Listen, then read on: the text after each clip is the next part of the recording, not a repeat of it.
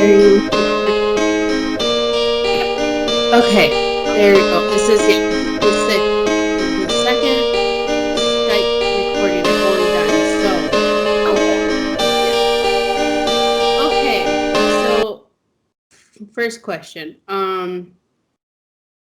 How do you pronounce your publishing? Is it just KAH or is it KAH Publishing? It's KAH. Okay, so I was like, I really hope it's just KAH. No, that's they're my married initials, but it just KAH Publishing just sounds really cool. So it does. Okay, it's just like, okay, well, I don't want to say K, it's not, or I don't want to say KAH and be like offender. You're good. You're good. Appreciate it. Okay, so let's just get into it. Awesome. You want to just kind of introduce yourself and then kind of go through who your team is? Yeah, definitely. So I want to make sure I get everybody's titles right because I'm terrible with the long titles. So I'm going to pull this up really quick. But to start out, I'm Katherine, and I'm the founder and publisher for KAH Publishing. As far as my team goes, hang on. So the ones I know off the top of my head, and I know I'll get the titles right.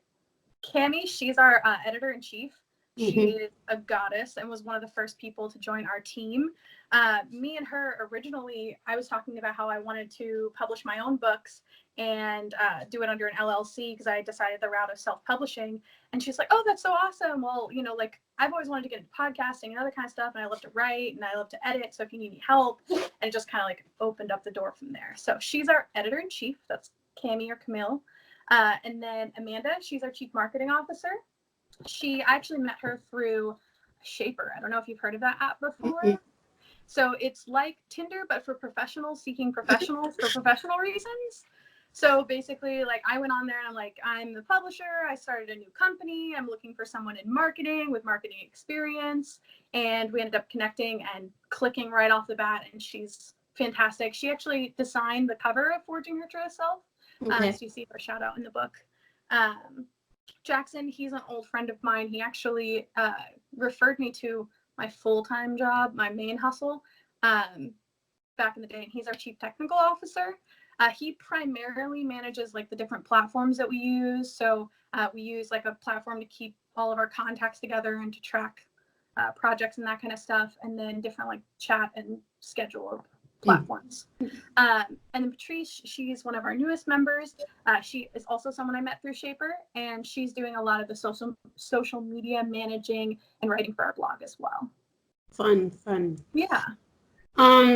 Okay, so you've already kind of answered one question. You said that you wanted to publish your own books. Yeah. Is that why you went into publishing and not just writing? Yeah. So originally I had wrote a children's book about 3 years ago and ended up partnering with one of my friends to help me with editing it and illustrating it. And I was, doing my research. I'm one of those people who's like, over researches everything. But I was doing my research trying to decide if I wanted to self-publish or if I wanted to send it to a traditional publisher. And I got super discouraged by the publishing industry and like the process of getting published and the way you have to jump through all these hoops and there are all these gatekeepers. But at the time, 3 years ago, like this huge new, like finally powerful rise in self-publishing seemed to be really feasible. And there were all these blogs and all these books. And I was like, I could do that. So it originally started out with me just wanting to publish my own books, but I wanted to write in a few different genres. So I decided to opt for an LLC. And it was really just going to be just about me doing my thing, like not even bringing on a team. And when I started talking to people about that and explaining that to them, it just kind of snowballed from there where people were like, oh, well, could you help me with publishing mine? And like, do you think you could help me with like developing my book? And I was like, sure, I could try, like, see where it goes, Exactly. And so it just kind of grew and grew from there until the beginning of this year.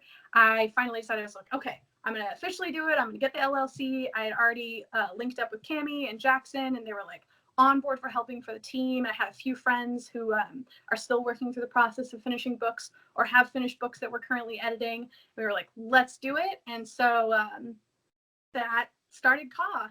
And then Kay was the first one to finish a novel and get it through edited. So kudos on her. So she was the first book that we published. It also helped. The romance industry is a lot easier of an industry to break into as like a no-name company and a no-name author. So we felt like that was the best choice for our first one. And then we've got a few more coming from there. So it started as me wanting to do my own thing, but then I started helping other people, and I just loved the developmental editing side of things, doing the research on the different genres, learning and kind of growing and helping to inspire people. Like, I give people advice from books that I read, and they'd be like, oh my gosh, that's so awesome. Like, I'm going to write that down. And I'd be like, oh, cool. Okay. You're like, cool. Sweet. This is my job now. And then I end up lending everybody books. Like, most of my self-help books are writing wise or lent out to somebody right now, because I'm always like, you need to read this. Yeah.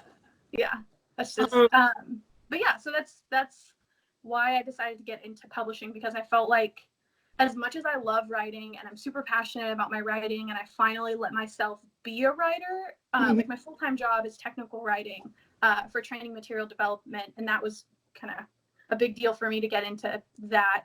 But yeah, I wanted to help other people, and the way that you see that spark light up in someone's eyes when you're the person that talks to them about their dream, and they realize someone else believes in them, like anyone else in the world believes in them, the way people just light up and get excited and talk about it, like, I don't know, it's a magical thing. So that was a big reason for me. Yeah.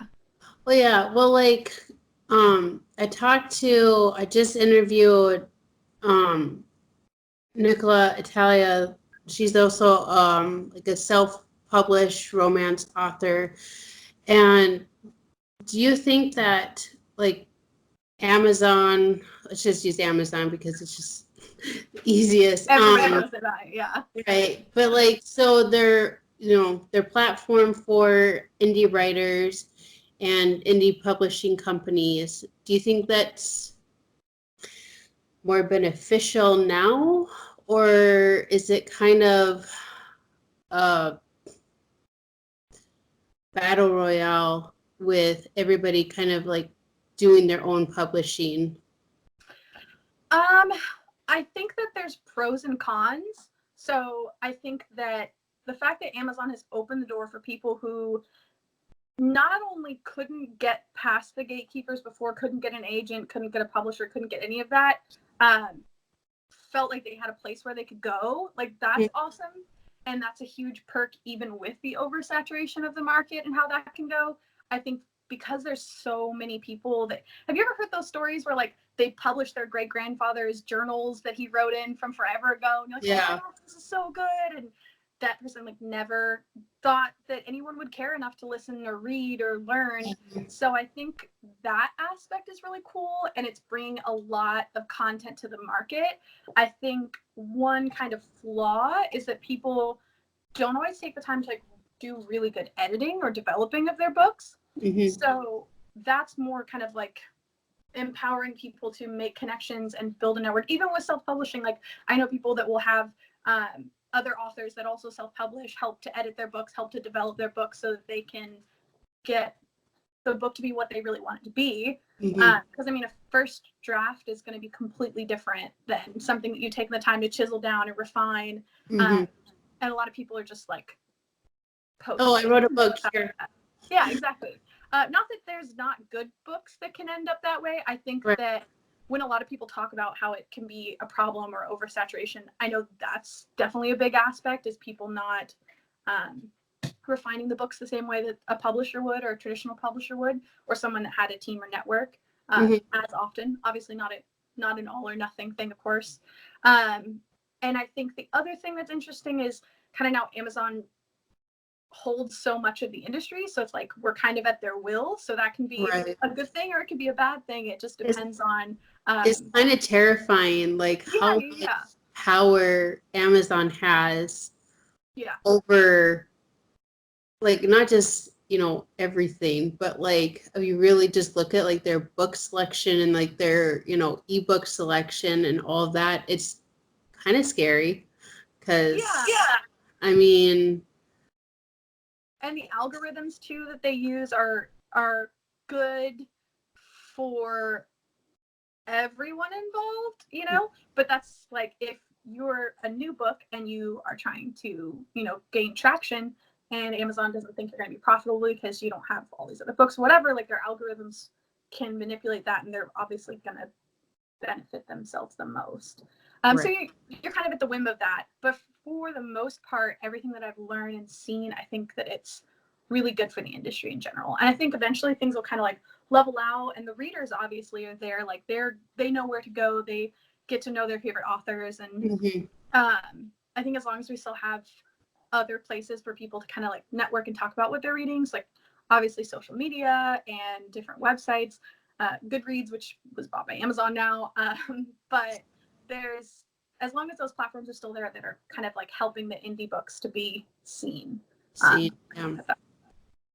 Yeah, I mean, I try not to. I mean, it's really hard running like a romance podcast because obviously you have your super like everybody knows these authors, knows these, their works and stuff, but trying to like step back from that and be like, well, I only want to do one or two and try to like focus on not just like newer authors, but like, hey, this person's been around since like the 90s, has like 20 some books, but like no one's heard of them and stuff. So like, I don't know. Amazon is one of those hit or miss things because then you can kind of get in a loop of all these books and you're like, oh, someone didn't edit this at all. Yeah. I've definitely read books. I've even read like, so because I'm so busy, I use Audible a lot. Yeah. And this person had, and I don't know how Audible approved it, but they had an AI system read the book out loud. Oh. And then recorded it. So it was like, those like more advanced robotic voices, the ones that scammers use when they call you and you're like, this isn't a real person. I can tell after thinking about it, but like it takes you a minute. Like one of those voices, and it wasn't well edited either. And I was just like, I mean, they're trying, but I'm not going to use my credit on this. And then I returned. But yeah, it's part of having this oversaturated market. Is a lot of people put it out there and then maybe they get edited later. I've heard of cases where people put out a book and they get picked up by a publisher and then the book's re-released. So that's also something. But yeah, I think it's important to get your book edited. Editors are important. Like Cami is a goddess. Like the editing process with her, the way she takes something and just kind of like, she's super blunt and direct, but in the best kind of way, and that she'll just cut out stuff that is unnecessary. And I remember like on my book that I'm going to be publishing next year, kind of going through some of the spots with her and being like, are you sure? Like, this really hurts. I don't want to take this out. And then I take it out and I reread it. I was like, oh my gosh, that's so much better. Like, I don't know how she does it. But editors are important. Getting beta readers to give you feedback are important. Like with Kay's novel, there were 6,000 more words added after the beta readers and a whole chapter split because there were two aspects that everybody was like, I want to know this more thing. And so we answered that, or like we added that in there and it kind of smoothed out the storyline. So I think that there's a lot of benefit in that, in getting beta readers, getting stuff edited, getting feedback. Because otherwise you have a book out and you have like 2 1-star reviews and nobody else is buying it because nobody told you, hey, like you're using the wrong "you're" everywhere in your novel, or something like that, something that bug those people. And yeah, editing helps. Does help. Yeah, going back real quick to like the Ottawa, just listen to this. Like it was like if you break down the story, it was like, oh my god, this is like super super interesting about love connections and stuff. But like the repetition of like their point. I'm like, oh my God, just get to it. Like, we get it. We get that, like, no one loved you when you were a child. You don't need to repeat it 10 times. Yeah. Well, and sometimes people forget that too. Like, I've read where one paragraph and the next paragraph like begins with one sentence and then the next paragraph ends with this almost the identical sentence. Yeah. Like, that was unnecessary. Like, yeah. but Like, you you can could see just that as the writer. take it all out. Yeah. So besides like indie publishers, where can other people like find editors? So 'cause I know there's independent editors out there and stuff, but like where do you find them? yeah, so I'm a huge advocate for Shaper because it's fantastic for connecting people. But Upworks and other platforms like that, there is a huge amount of editors out there. You also there's website services do it, but I would always do a lot of research before signing up for any web service where they're like, pay $500 and we'll edit your book. You know, like find someone you can talk to. You can see if you jive well together. You can see if you like their style, especially someone who's edited other books and you can read their books and be like, okay, I like this person's style. I mean, it could even be too, like you might have something like the Oxford comma that like you want an editor to respect your opinion on that, and maybe they feel really passionately one way or the other, but it just avoids grief if you know you both agree from the beginning. Or at least they can agree to leave it in there, which was Cammie's stance because she's anti-Oxford comma and I'm hard pro-Oxford comma. But yeah, it's one of those things where it's good to feel somebody out, good to get to know somebody. So like those freelance websites, freelance apps are a really good spot. Meeting people through Shaper.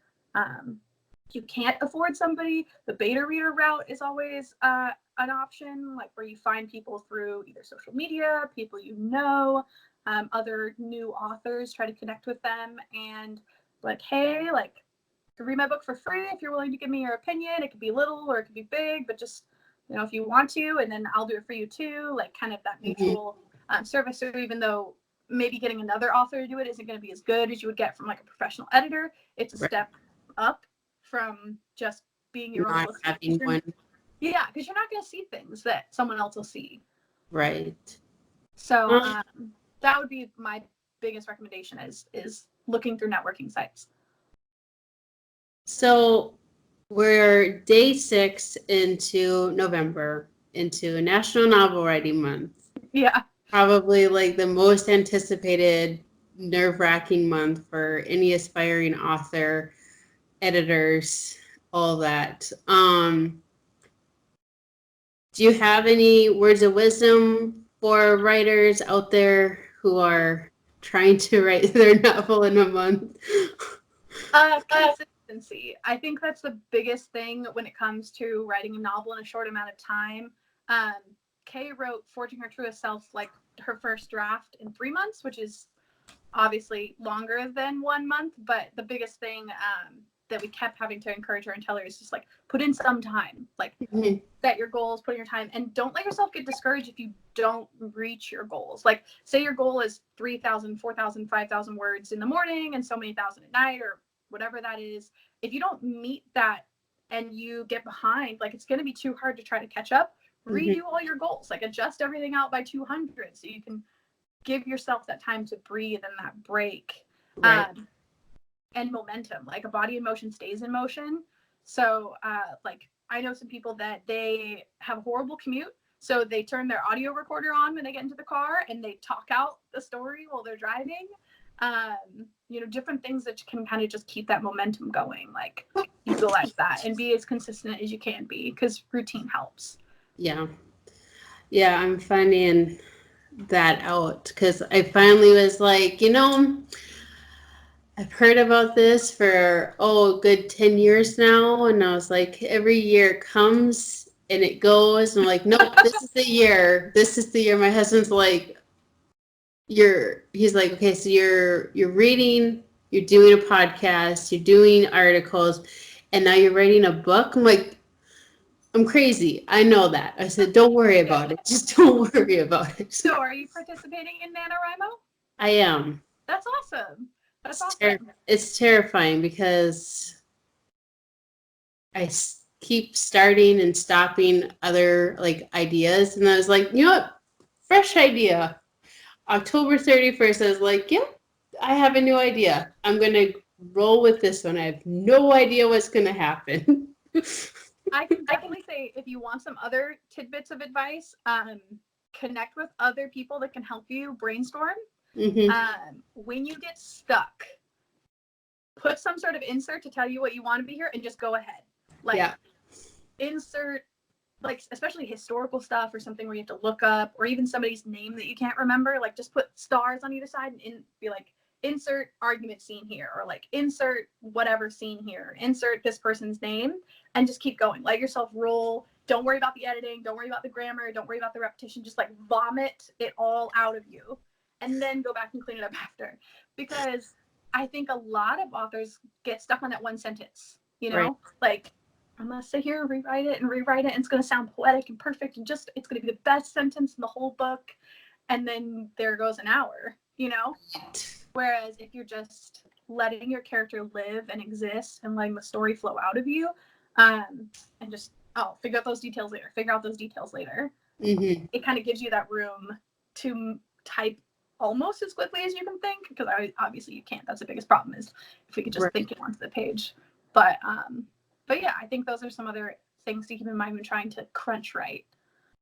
Yeah, well, and that's definitely what it feels like. It's definitely, I have my own word count. If I get to it, I get to it. If I don't, it's like, okay, whatever, I'll get to it tomorrow. As long as the whole thing, like you said, it's the repetition of, you sit down and you write. If you just write for one, an hour a day, that's, what you get. But yeah, this is a lot of word vomit. It is just kind of like writing, and I'm like, oh, I don't like this. I'm going to, we'll come back to it. Just make a note. Be like, page 16. Yeah, just rewrite. Yeah, I have a lot of sections like that. In the novel I'm working on writing now, I'm working with a co-author, and there's a lot of stuff where I'm like, insert something witty here, or like, insert this argument, or insert this thing, and I'm just like, I'll have to figure that out later. Or I have like a really simple sentence, and I'll just highlight it and leave a comment for my co-author, like, please make this better. Like, this just sounds really dry. Yeah. And then there's other moments where I'm like, just like crying about how fantastic I feel. I mean, not really, but like, you just kind of like, oh, I'm so elated. This is amazing. This is the best thing I've ever written. And you're just on that roll. And no one's going to edit this part. Not at all. Oh my gosh. Some of my favorite parts that Cami had to edit out of my book, like, I'm just like, oof, that hurt. But either that, or I reworked everything around it to keep it if it was like, I really wanted that visual, but So what is the publishing process? So you have your brand new author, they have their first draft, or maybe even their second or third draft, and they come to you. They're like, here's my book, here's my baby.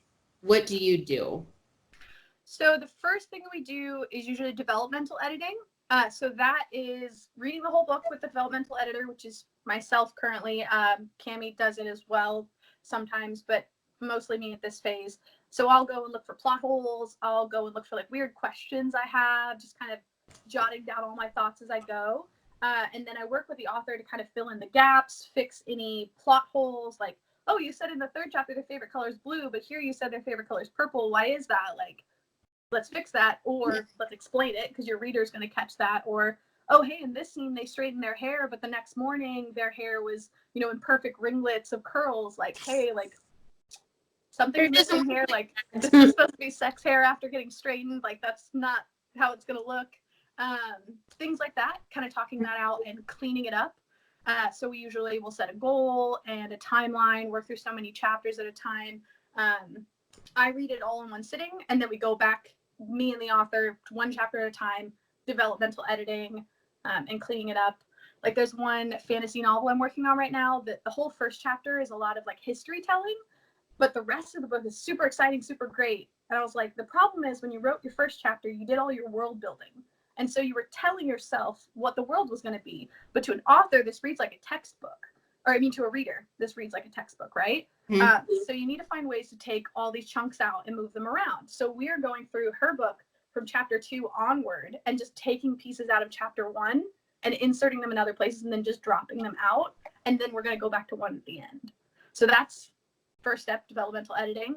During that process, I'm connecting with our marketing team. So they start on cover design ideas. You know, if there's a name, like if they haven't picked the name yet, or they want to have us pick the name, we'll kind of do, they'll do some research on that for the industry and kind of like be behind the scenes helping with their social media. So a lot of things we recommend for that author is, you know, going through and starting to either, if you don't have an author page already, make one, or if you do have one, like sharing things that get people in the mood for your book or get people like into your books and maybe quotes from it or poems you like that are related or other books that you like, that kind of thing, just kind of trying to get readers.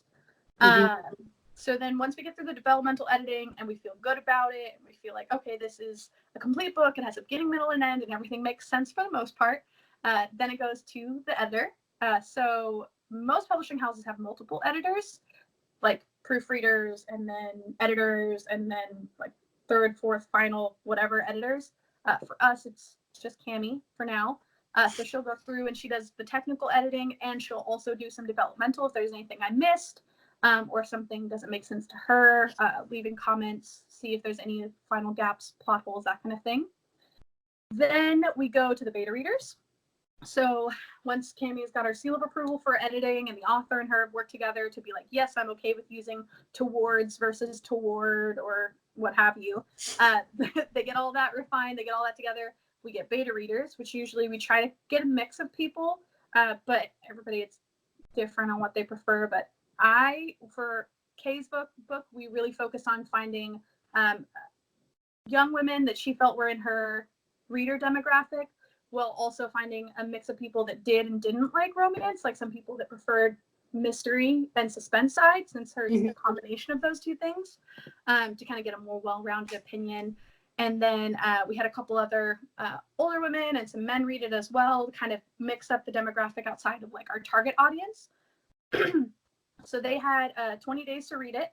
And then at the end, we had a survey of questions for them to answer.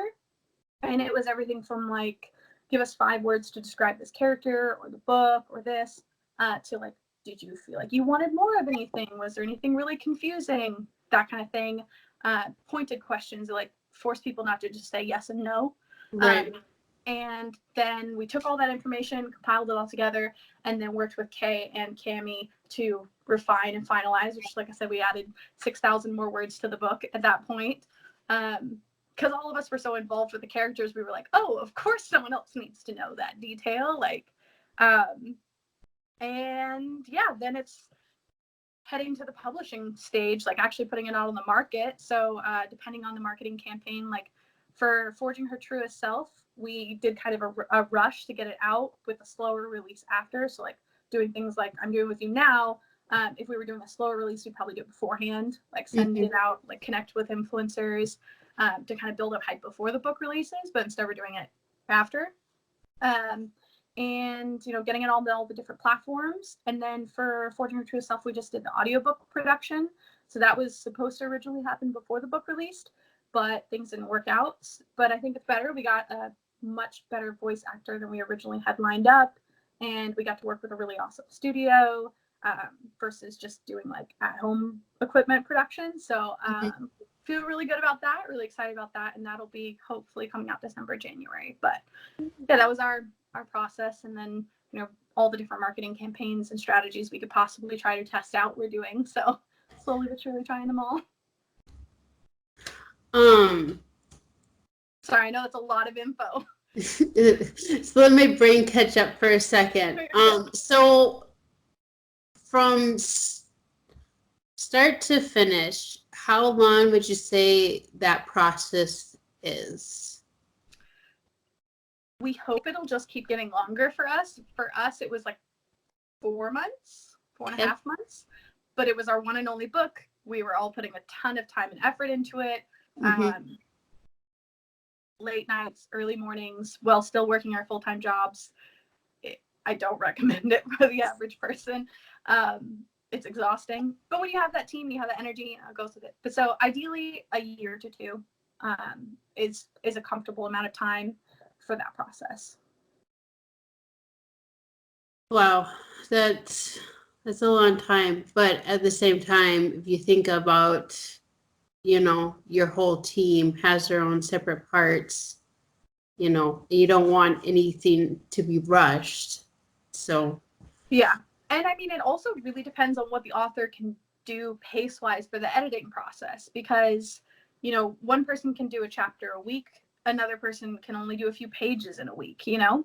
And so that can also stretch it out, and you want to be able to accommodate that while putting enough pressure to keep them motivated, but not enough to, stress people out.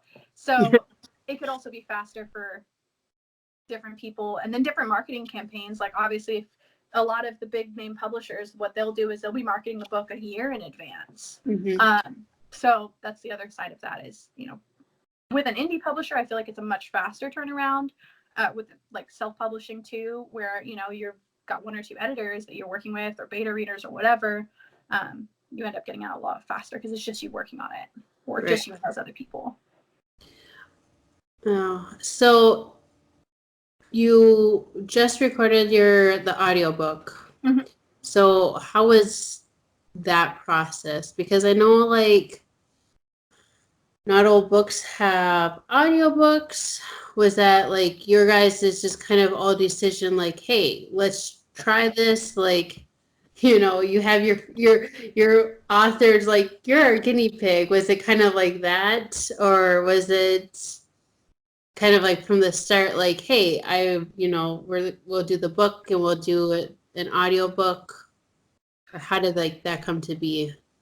So that was our plan pretty much from the beginning, with our first few books, to try and just get them in as many places as possible. The other side is we want to do more than just book publishing. Like, we want to do podcast publishing and all that kind of stuff.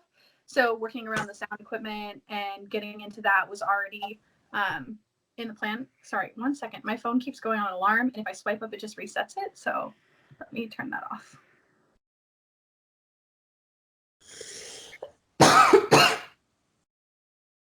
Okay, sorry about that. You're fine. So that was the plan all along for this book. As far as the process went, so originally we were looking to do, like, get our own equipment. Like, I have a mic. I don't know if you can see it behind me. Yeah. I have a mic set up and that kind of stuff here. And we were going to just low budget, try it out. Why not? We can do it kind of thing. Go team, go.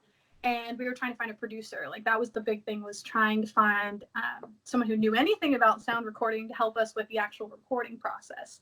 And we had one flake out on us, just kind of ghost right before we were going to record. And we had both the actors lined up and all that stuff. And that was so stressful. But then we were like, we'll just take our time. We'll chill, and we can just do it afterwards. Like, we don't need to put so much pressure on getting out beforehand. So my poor voice actors, they stuck with us for the 2 months or so that I strung them along to finally get it recorded. But we ended up collaborating with a studio that does radio and podcasts. And I'm trying to think, when we first decided, we were kind of looking into those options originally, like kind of researching it. But this one, the door just kind of opened up. We know a person that works there, so we got a good deal, kind of like just opportunities open from there. So that was a lot more time consuming than I expected. We had 12 and a half hours of recording time for a 5.5 hour book when it's all said and done. But yeah, and then I've been about 50 hours into editing the audio just to get it cleaned up. So it's a long process. It's a lot of work. But I think it'll be worth it. You've read it, right? I'm almost done with it. And oh my goodness. Okay, so there's a couple parts where, like, they're pretty emotional. And Kay is a very, like, emotionally raw kind of person, very unapologetically emotional. And so there were some spots that, like, literally we were in the studio and the actress was, like, just doing such a good job. Her name's Nyasha. She was just so into it. And I was, like, almost crying. Like, I felt it in my gut. I was like, oh, that hurts. but yeah, it's been a really fun process. It's been really cool to work around that industry and kind of like get our feet wet a little bit and make professional connections through that. So the hope is to do as many audiobooks as we can. A lot of people are turning to that, like people's busy lifestyles. The podcast industry has been a contributor to that, and like easier accessibility. Like Audible has their unlimited romance subscription or whatever.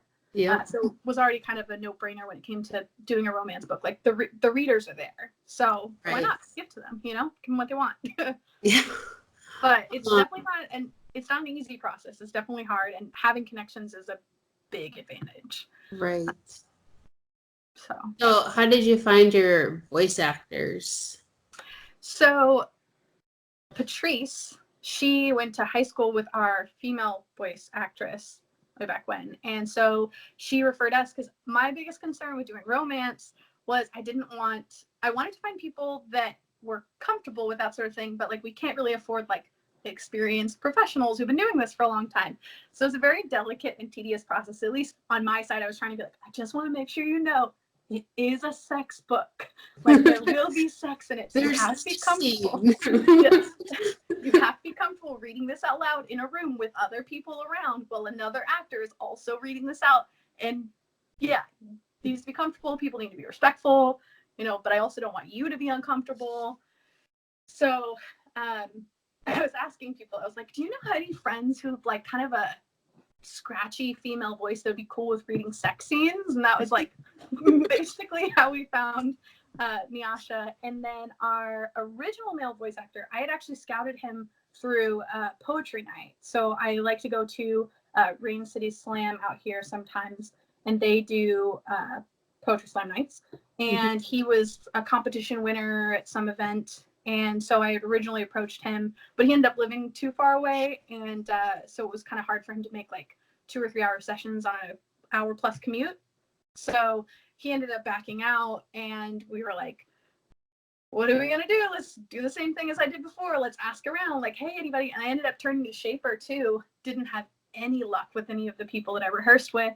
And then Nyasha, our female voice actress, was like, hey, I have a coworker who I think would be like a great fit for Calvin. And we had him come in and audition. I was just like, he's the guy. Like, he's got that voice. It's just like perfect, and just like the deep, powerful growl. I don't know. It's fantastic. So yeah, that's how we met our voice actors. Oh, that's exciting, but that sounds so stressful. It is, but I do have to say the thing that's been really awesome about everything that's happened so far with KAH is every time a door has opened, instead of letting it get us down, we just keep pushing, and then a better one opens. And so I feel like that just keeps reaffirming like what we're doing, and that we're doing the right thing, and that, I don't know, just keep pushing. Like you can't let yourself, like if it doesn't work the first time, like don't expect it to work the first time, I guess. You know? Yeah. So yeah, it was definitely stressful, but exhilarating and fantastic. And it's one of those things where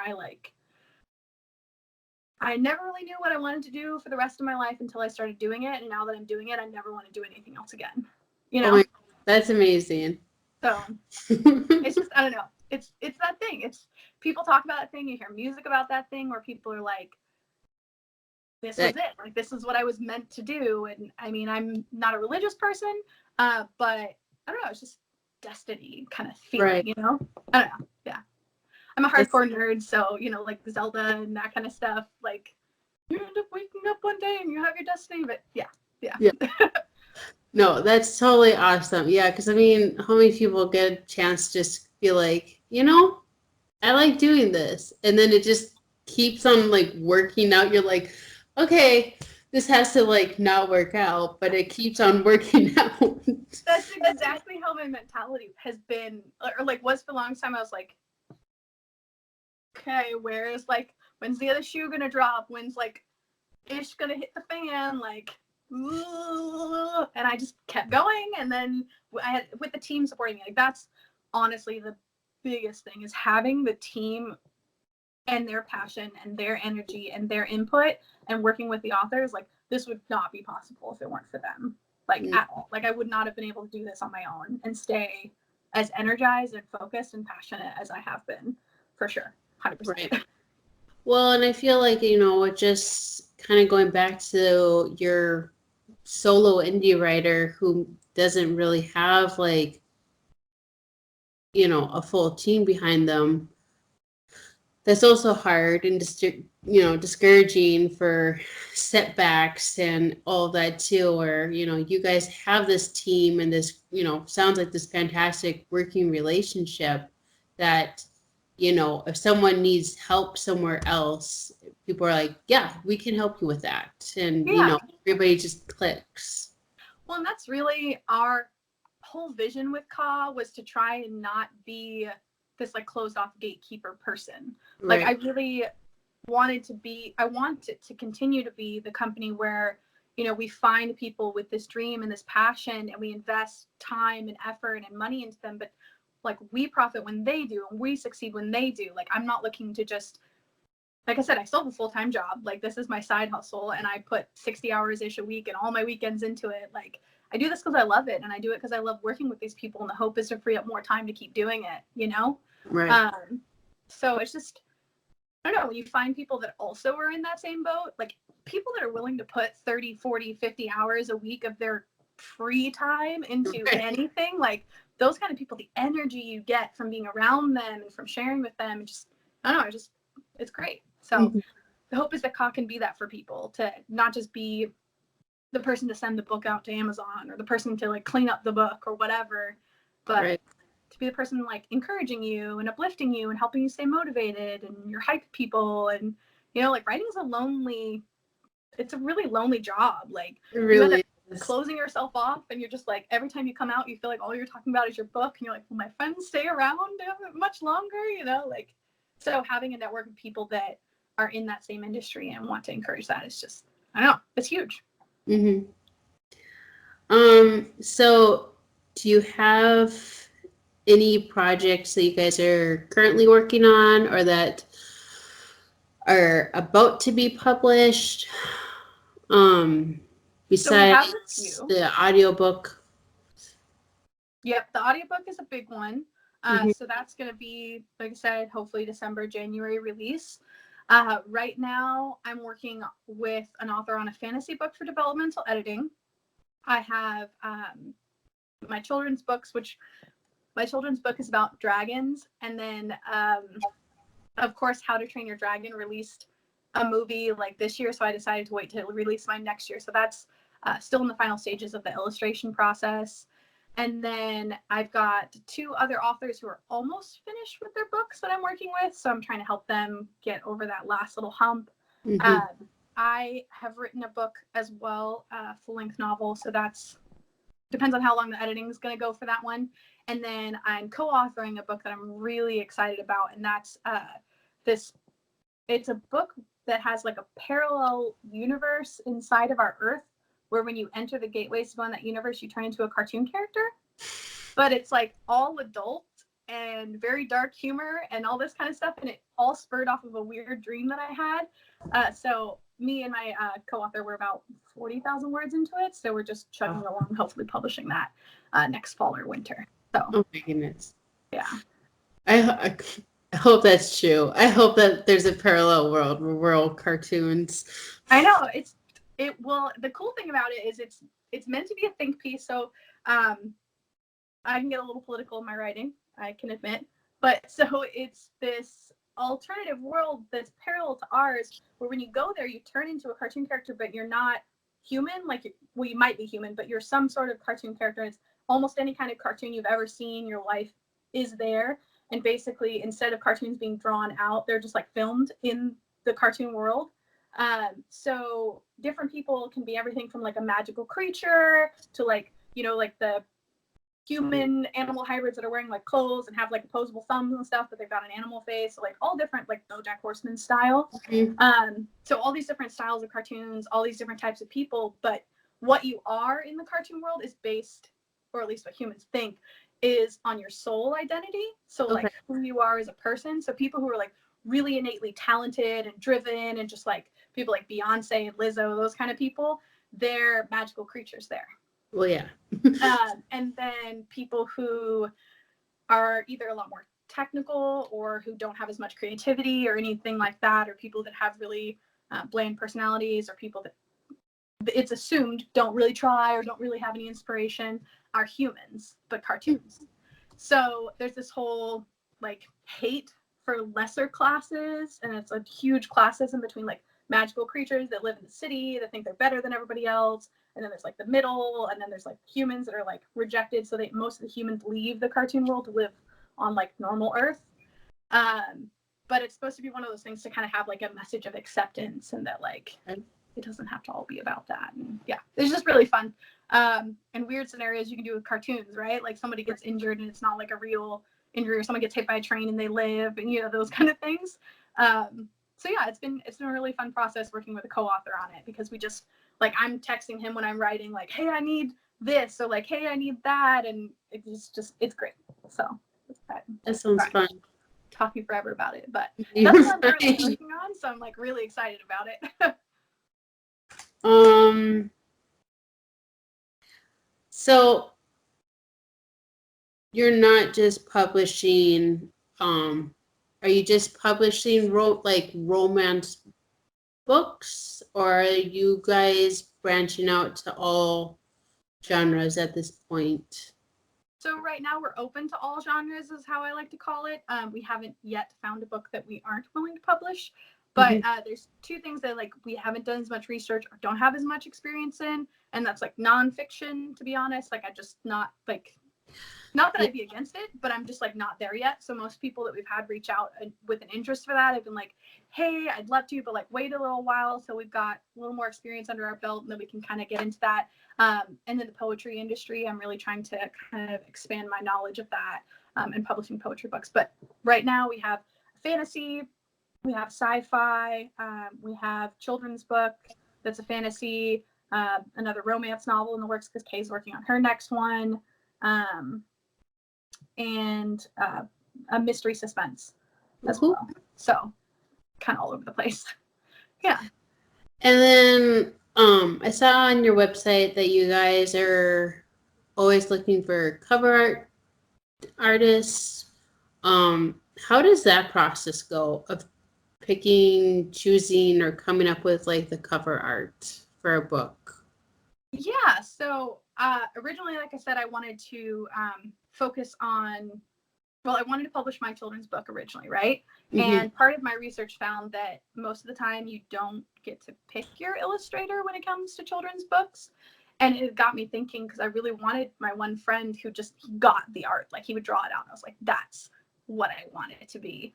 I wanted him to be my artist. And I was thinking about how there's other authors out there that when they work with the publishing house, like they're really picking their covers. And so my hope was, or at least the plan with our campaign, is to get a bunch of different artists' content all together in a directory. And then when our author comes to the point where they need to pick the cover and start developing that, basically mid to post developmental editing phase, they go through and they look for 3 artists that are their favorite. And then we reach out to them to make sure that they have the capacity to handle the project. And then they'll send like 3 different rough proposals for the book based on the information that we provide. And then the author ends up picking, or we pick, depending on what they prefer, the final one to go with, and then work with that specific artist for making the cover. And that was something that I wanted to do to be a little bit different, and also kind of open up the opportunity for any artist to have a project. I have a few friends who are in kind of the art side hustle. And so I thought it would be a cool way to kind of give more of those people entry, because they're not like, I don't have to go search for them. Like they're all there.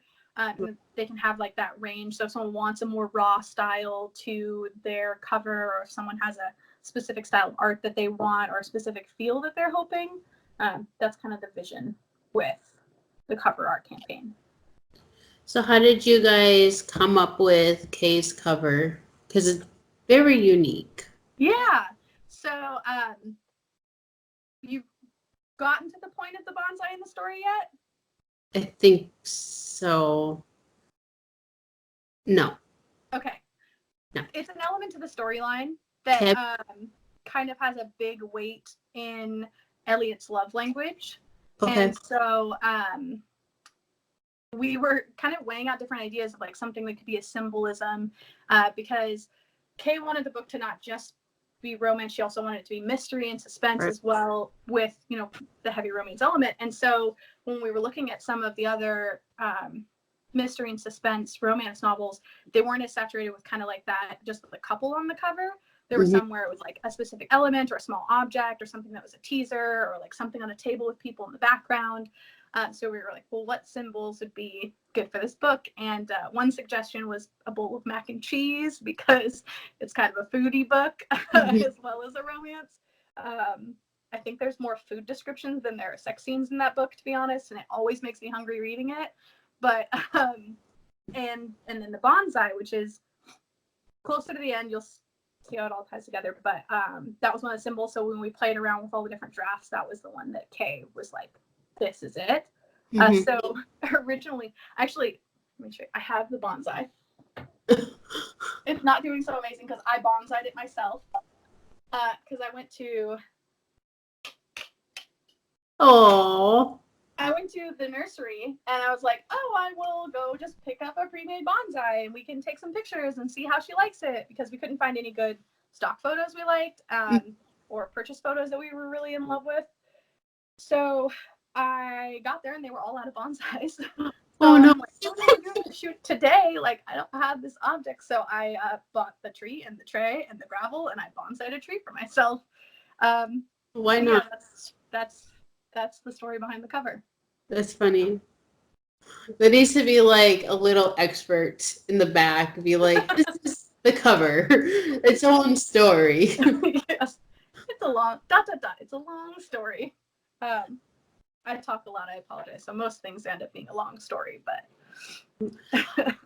well, like, because like I really appreciate that it's it is a romance. Really, you break it down, you know, it's a romance, but it's not the generic guy with this shirt off and I don't know, it's just kind of, those are getting boring because they're all the same and you're just kind of like, oh, I've seen this cover 4 million times already, you know. And not that there's anything wrong with them, but well, and they're one of those things where they paved the way before us, you know, and you go and you see, especially like the older ones, they all have that, you know, like Fabio with the long hair. Not all, but you know, the majority. No, they all do. They really do. But I feel like a lot of contemporary novels are doing that, where they're opting away from that typical cover. Obviously not an all thing at all either, but it seems to be popular for contemporary style novels. And this was also very contemporary because it's got a lot of current references and that kind of stuff. So it felt the most fitting. Yeah, well, and that's like, I'm doing an episode with a photographer friend of mine to get her take on, you know, like romance covers and stuff like that. And it's really interesting that it seems like the past, you know, even 2 years, that the newer romance books don't really have cover models. They're all kind of like illustrated and, you know, or something like. Yeah, I've seen a lot of that, like art, like bright neon color background with like the stencil outline of a person. Yep. We saw that a lot. I mean, there's definitely still the shirtless guy ones, and some of it's like, oh, delicious. But yeah, I don't know. It's just, this one didn't feel right for this novel. No, and I haven't finished it yet, but it wouldn't feel right, you know, like you said.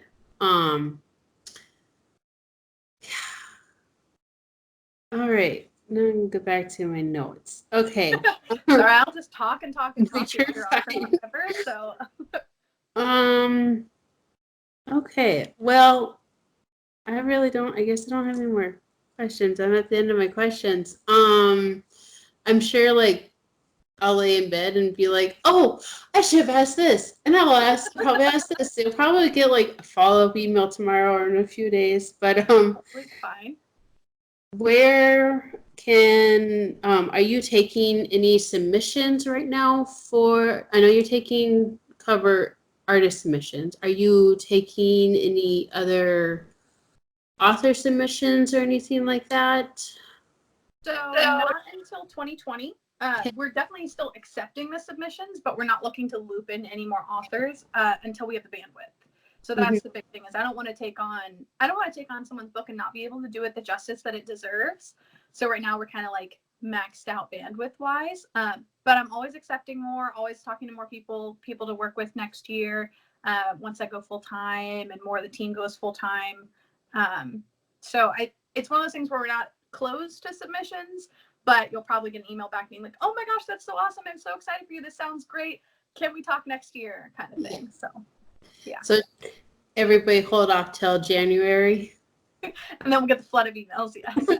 And I'm always down to start talking with authors and talking about our process and letting them feel us out, because I think that's an important part of it, is like you want to work with people that you trust to make your book not just like the best it can be, but also your vision, you know? And so I'd rather take the time, let an author get to know us and know our process and kind of get to see if it's right before signing into anything. Right. So where can people find KAH Publishing? Yeah, so we are on Facebook, Instagram, and Twitter as at KAH Publishing. And then we have our website, kahpublishing.com. And then the best way to contact us is contact@kahpublishing.com, or else filling out one of the forms on the website. We have a few different ones, like the cover artist campaign submission page and contact us page and that kind of thing. So yeah. Or Right. Instagram message or anything like that too. You know, I'm on my phone a lot more often, so. Yeah. And then you can get, so besides, I saw you can get Forging Her Truest Self on Amazon, Barnes & Noble, Nook, anywhere else. Yeah, I can list you off the sites it's on. So it's for print through Amazon only. Okay. As far as the digital goes, though, I have this. I pull it up. Sorry. You're fine. I'll log into the platform here.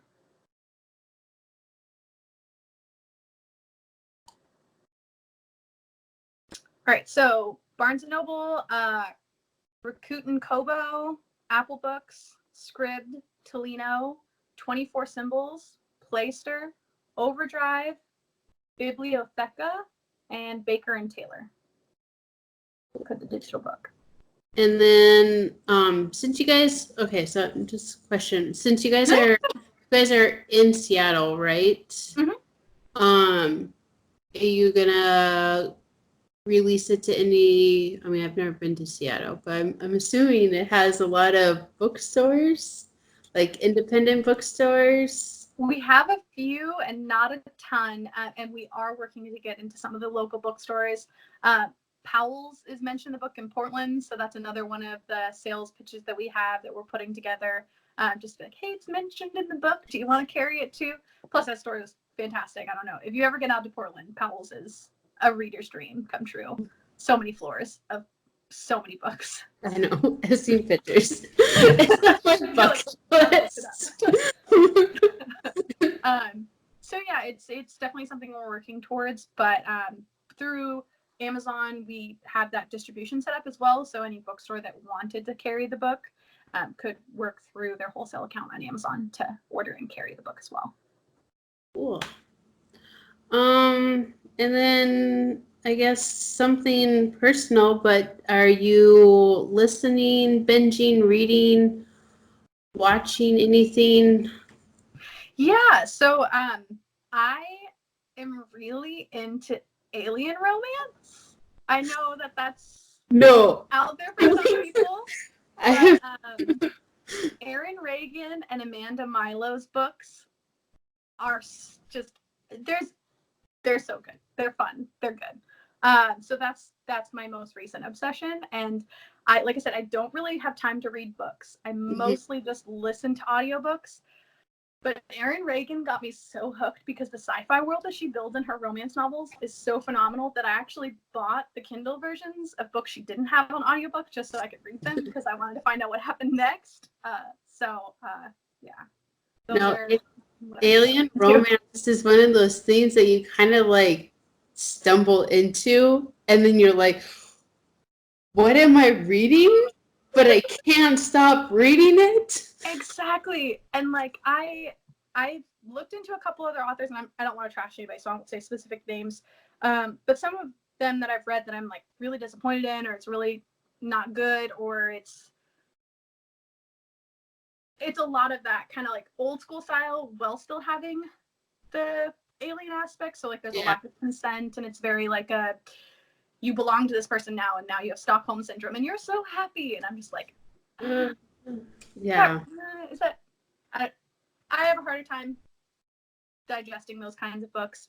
And obviously in most alien romance, there's still some of those aspects. So Erin Reagan and Amanda Milo have some of those aspects in their writing, but the main plot line, there's like always like a real love. And that was like the thing that it's just weird. It's different, you know? Like It's so weird. And you're just like, I don't know what I'm reading.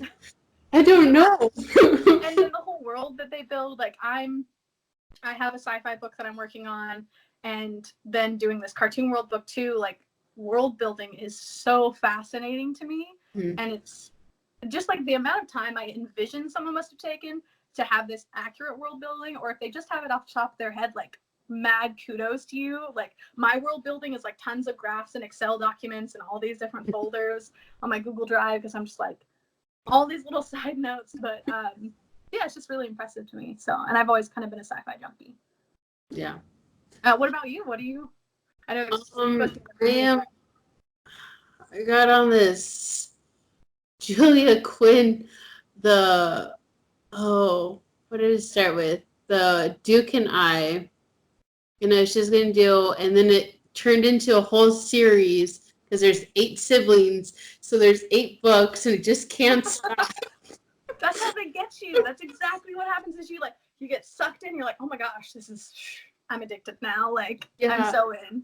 Except, so it's all on Audible because they're all on the escapes, the romance, which is really nice. But they switch narrators. Oof. Like, did they switch the narration style or the voice actors? The voice actor. Oof. So it's a little disappointing because there was this like female, I don't know how to, I just kind of like, I want to say a generic English female, but like she just kind of got it, and now it's this male, and I'm like, I don't like it, but I have to know what happened. Yeah. I can admit I've been guilty of looking for the same voice actor since I was very young. So I listened to Harry Potter after I read it, and Jim Dale is like the god of voice actors in my opinion. So when I was like 12, 13, when like I ran out of Harry Potter books to listen to or read, I would go search up Jim Dale audiobooks recordings just because he does such a good job. Like, have you ever listened to them? I haven't. I don't know. I'm one of those people, like, I like reading my Harry Potter and I like watching my Harry Potter, but I'm like, I don't know if I could have someone else do the voices for Harry Potter. That was the cool thing about Jim Dale is he did a unique voice for each and every character and kept it consistent over all 8 books. So it's just really impressive that like Hagrid sounds the same in 1 and 5 and 8. Like it's I don't know, it's next level stuff.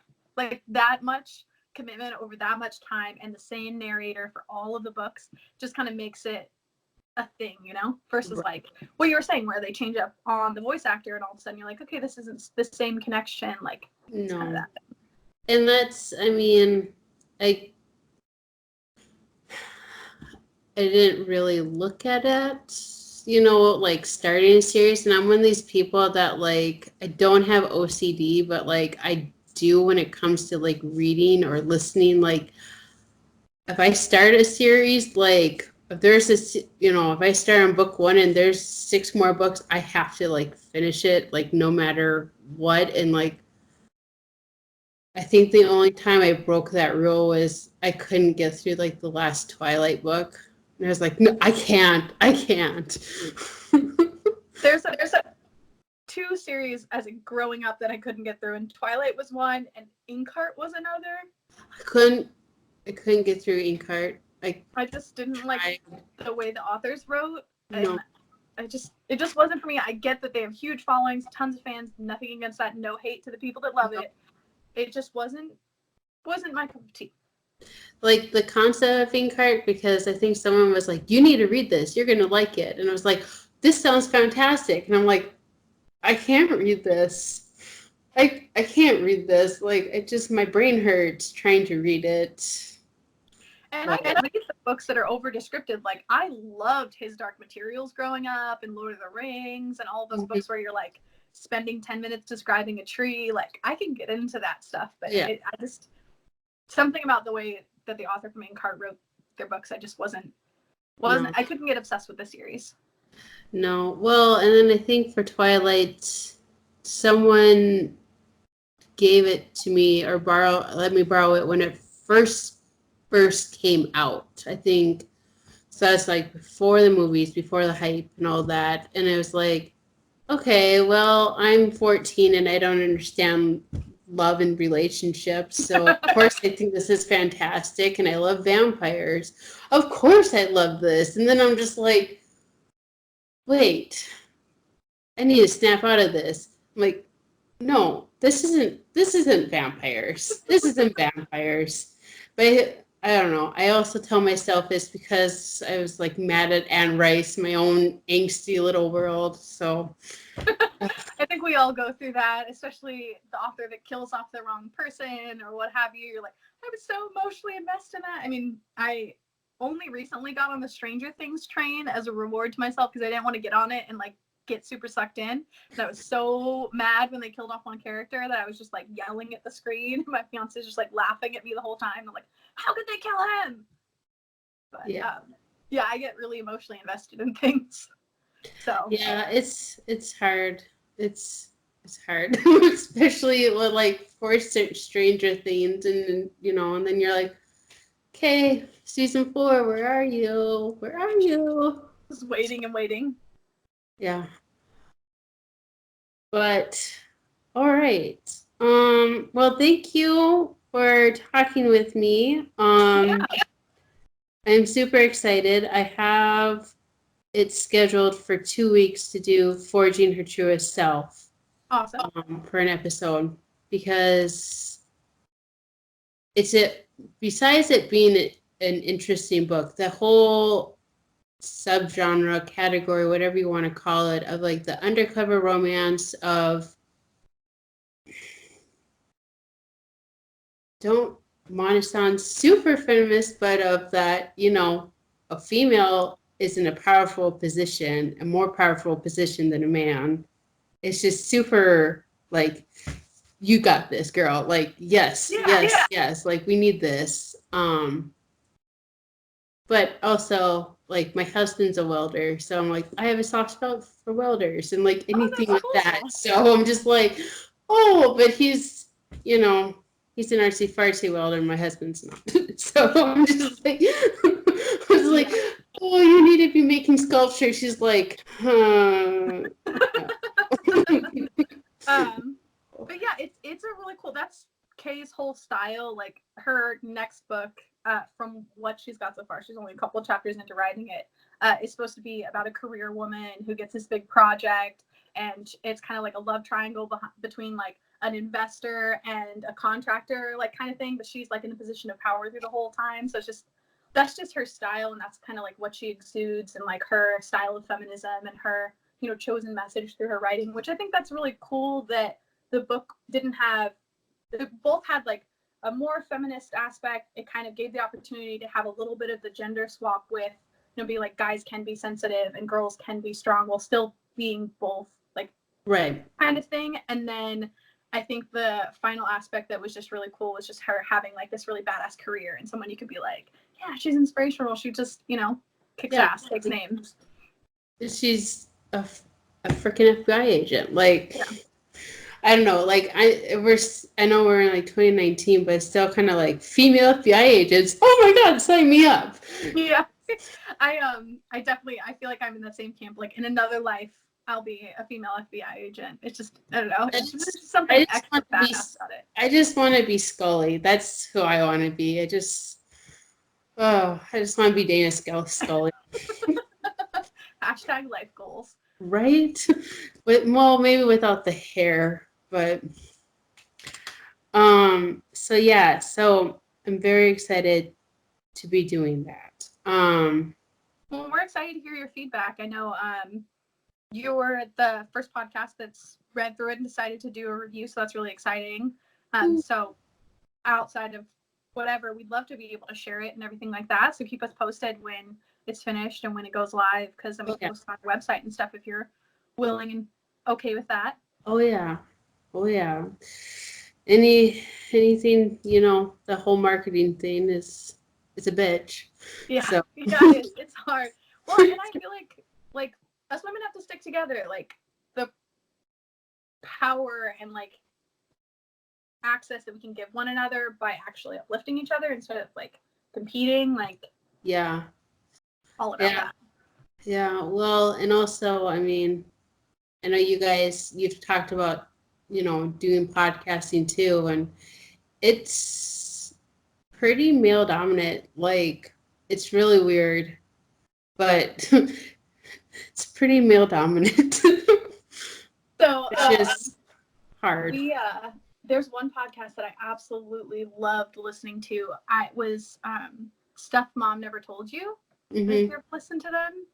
But I feel like that's true too, is that a lot of even the advice podcasts that I'm listening to for like writers and publishers and that kind of stuff, predominantly male.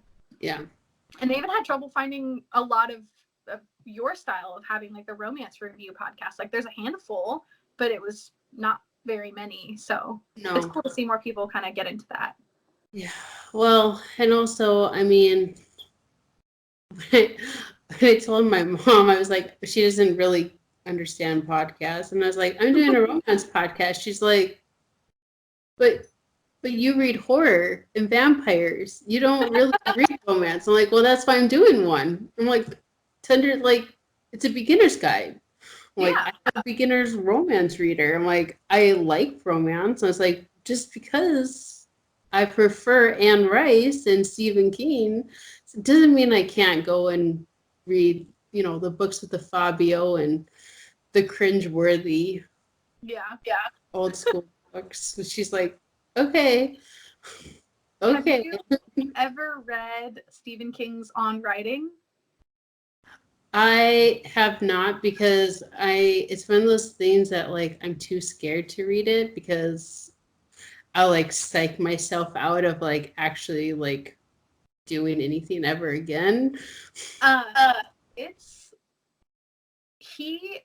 his only nonfiction, right? I think at this time, and he's just so real and honest.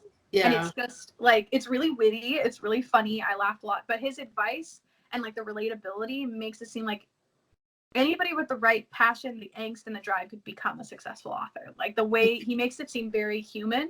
And I feel like once you listen to it, if you're like, yes, that's me, I'm destined to be this, like, I don't know, it just gives you this really cool empowerment. So I have 5 copies that are all lent out right now because I'm like, you have to read this, it's so good.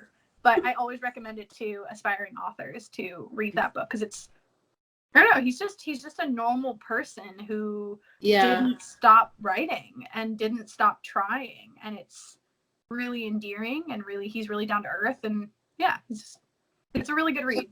I've read I've seen quotes and like read excerpts like from it, and I don't know, I'm one of those people that like Stephen King can do no wrong, because he admits that he's like, I wrote Pet Sematary because I was under contract and it's really dark and twisted, and no, you probably shouldn't read it. Like, like he's just so honest about things that it's just like, You can't do any wrong. But yeah, I think it'll just make you love him even more if that's your opinion on him. It's really great, and he keeps re-releasing it because in the back of the book he has like a recommended reading list of like both good and bad books that he's read. Because it's like, as an author, you can learn just as much from reading a bad book as you can from reading a good book, and any good author is a well-read, person. And so it's really cool that he keeps re-releasing it just to add more. Like, I read these 20 more books like in the last couple years or whatever to the list. So it's cool the way he also supports the writing community and shares people's stuff on his Twitter and that kind of stuff. And I don't know, it's cool to have that much power and also be an awesome person. Like, instead of just being that powerful and that successful and just being like, I'm the best, Right. Like, this is, like, I have so many bestsellers and blah, blah, blah, blah, blah. And I never actually have to write another book in my life or do anything, but he just does, because he loves to do it. It's what he's meant to do. It's his destiny. So it's really good. So I highly recommend that as my final bit of writer to writer advice for you. Is I've read it through twice. It's great. And it's not that big of a book either, from what I remember seeing it at the store. No. And he has it on Audible. I actually have a print copy. I didn't get it on Audible, but he reads it. So you could also get the Audible version and hear him read it to you. I have 1 credit left. I should probably use that for that. Until next month or whenever. All right. Well, I'll probably have like 10 more questions for you tomorrow because that's just how my brain works. But thank you. Yeah. For talking to me. Enjoy your date night tomorrow. Well, that's our big thing. That's something I had to do with how busy I got, because my poor fiance was like, I miss you. I'm like, I see you every day. And he's like, you're like, I'm right here. Around. I'm just like locked in my office. And so we had to make a mandatory date night that was like, except for when holidays fall on it. Like this year, Halloween was on that. And so we always do Thursday night date nights to try and not see each other. Mm-hmm. So yeah. Thank you. I will. And it was really nice talking to you too. You're welcome to ask any further questions. It was cool to connect with you, and definitely shoot me an email. And I'm excited to hear your thoughts on Forging Her Truest Self, and then hopefully maybe future romances. Oh yes. Well, okay. That's all I can think of. Thank you. Sorry if I talked your ear off too. No, you're fine. When I get excited and I get going, I just go and go. So that's perfect. I mean, I like wrote down questions. I'm like, we'll see where this goes. Yeah. Just having a conversation about it, because I mean, really, publishing is one of those. It's a weird thing to think about, and like, okay, how does it happen? Like, so that was an interesting thing for like learning through this whole process and hearing about, like, when I was first studying to self-publish and learning about all the advice and all this stuff. There's all these podcasts and books and all this stuff that people talk about how their experience was, and it's always interesting hearing about the hierarchy of editing and like all the different stages that everything goes through. And I love seeing those memes where it's like, kudos to that one typo who made it through the 20 different editors and still held in strong. You got it. Like I could feel that. You're like, I understand that on a personal level. Yes, exactly. But yeah, it was great talking to you, and it was great connecting. So best of luck with your future podcasts. You too. Well, all your projects, your billion projects you guys are working on. It's exciting. It's really cool, and it's one of those things where as long as the team stays like passionate and driven, and we can just feed off of each other's energy, like I feel like it's that thing. You always hear it in music where they talk about at the beginning, and they're like their squad or their people are in the beginning, or like their group that everybody just kind of built off of, and like that's how they got success, was just constantly supporting each other. It's like that, and so it's really cool to be part of that. And like I sometimes feel like the nerd who's just like, I can't believe I'm here. And then people are like, oh, you're the publisher. Like, you're da-da-da-da. And I'm just like, starstruck by the fact that these people are actually putting in this effort and putting in this time, and the books that they're writing, and like reading through them and being like, oh, you have a really good book. This is awesome. Can we get a sequel to this? Like, you know, like how fast can you write the next book with doing all the edits? Well, the fantasy book that I'm working on right now, the author originally was like, this is a one and done book. And I read the whole thing and I was like, this is an introduction to a series. This is not a one and done book at all. This is fantastic. You need to write more. Mm-hmm. And so now she's made it into a 4-book setup that she's going to write, because it's just, it's really fun. Off the record, because if you're into the vampire kind of thing, you might be into this when it comes out, but I don't want to give out too many spoilers for everybody else. But it's based in Seattle, vampire book that also has like fae, which are fairies, and werewolves, and it's a twist on the King Arthur story. So it's like that sounds so exciting. It's really good, and like the whole premise that she set up of like modern day and the real world, and then the veil between like the magical world and people, and how there's like kind of this intrusion, because it's slightly dystopian, like it's like our real world, but it's slightly different, you know.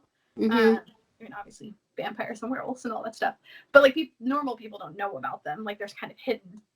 And so it's this whole like build up and Excalibur, and I didn't see that coming, and it's just so good. So you can't just have like a one and done with something like that. No, just you can't. And it's long. I mean, it's like over 120,000 words as it stands right now, and we're probably going to add more to it. But it's if you're into that kind of thing, you'll like it when it comes out next year. We're thinking fall next year, because we want to have the second book close to done, so we can release them pretty close together.